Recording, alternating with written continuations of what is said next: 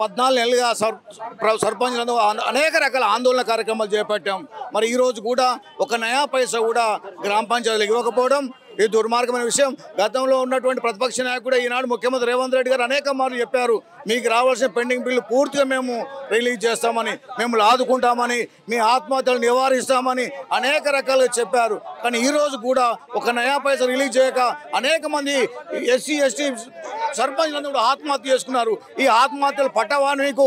గతంలో మరి ఇందిరాగాంధీ దగ్గర ఇందిరా చౌక్ దగ్గర మీరు ధర్నా కార్యక్రమంలో మీరు ఒక నిర్ణయం ఇచ్చారు, నా ప్రభుత్వం రాగానే వెంటనే మీకు రావాల్సిన పెండింగ్ బిల్స్ మొత్తం ఇస్తున్నారు.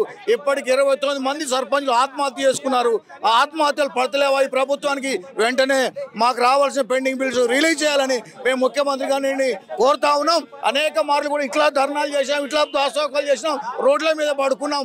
ప్రభుత్వం ఇంతవరకు స్పందించలేదు. కాబట్టి దయచేసి ఫిబ్రవరిలో అన్నారు, జనవరిలో అన్నారు, ఈ రోజు కూడా ₹1 ఇవ్వడం లేదు. దయచేసి మా డబ్బులు మాకు ఇవ్వాలని చనిపోతున్న పరిస్థితి, ఇంకోవైపు అభివృద్ధి లేని పరిస్థితి, సర్పంచులుగా పదవీ కాలం కూడా అయిపోయింది. ఎట్లా చూస్తారు? ఈ రోజు గ్రామాల్లో ఎక్కడ వేసిన అభివృద్ధి అక్కడ కుంటుపడిపోయింది.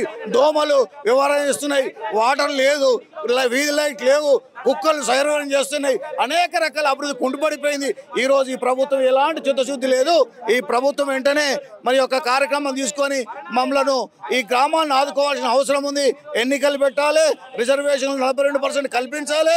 అదేవిధంగా ఏదైతే పాత సర్పంచుల బకాయి బిల్లు మొత్తం కూడా చెల్లించాలని మేము డిమాండ్ చేస్తా ఉన్నాం. చెల్లించకపోతే పరిస్థితి లేదు. ఇప్పటివరకు చాలా మంది చనిపోతున్నట్టు ఆత్మహత్య చేసుకొని ఎందుకు ప్రభుత్వం పట్టించుకోవట్లేదు? ఇది ప్రభుత్వ నిర్లక్ష్యం అనుకోవచ్చు. ఇది 100కి 100 ప్రభుత్వ నిర్లక్ష్యం.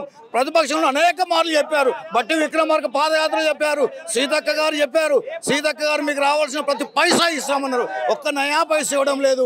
ఈ ప్రభుత్వం యొక్క నిర్లక్ష్యం అని మేము డిమాండ్ చేస్తా ఉన్నాం.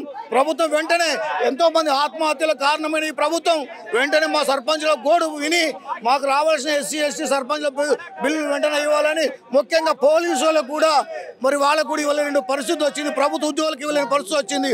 మా సర్పంచుల యొక్క ఈ గౌరవేతనం కాదు, మేము పెట్టిన పెట్టుబడులు, మేము పెట్టిన అభివృద్ధి చేసిన కార్యక్రమాలు రావాల్సిన డబ్బులు వెంటనే రిలీజ్ చేయాలని మేము డిమాండ్ చేస్తాం. తెలంగాణ కలిసే ప్రయత్నం చేసిరా? ఎట్లా?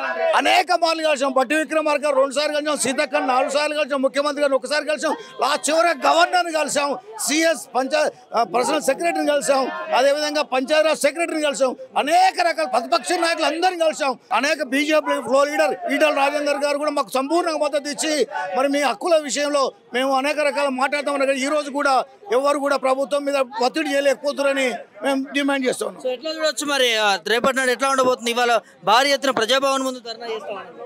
ఇది సహజంగా అవుతుంది. చాలా మంది చనిపోతా ఉన్నారు. మీరు మొన్నటిసారి చూశారు, ముఖ్యమంత్రి ఇంటి దగ్గర వెళ్తుంటే అన్యాయంగా అరెస్ట్ చేసి మరి రకరకాలుగా చేస్తూ ఉన్నారు. మరి అనేక మంది చావుకుల బతుకుల మధ్య ఉన్నారు. నిన్న వికారాబాద్ ఒక సర్పంచ్ ఆత్మహత్య చేసుకోవడం చాలా బాధ ఇస్తుంది. ఈ బాధలన్నీ కూడా మరి ఎక్కడి కూడా ఇక్కడితో ఆగాలంటే రావాల్సినటువంటి పెండింగ్ బిల్స్ అన్ని ఇవ్వాలని మేము డిమాండ్ చేస్తూ ఉన్నాం.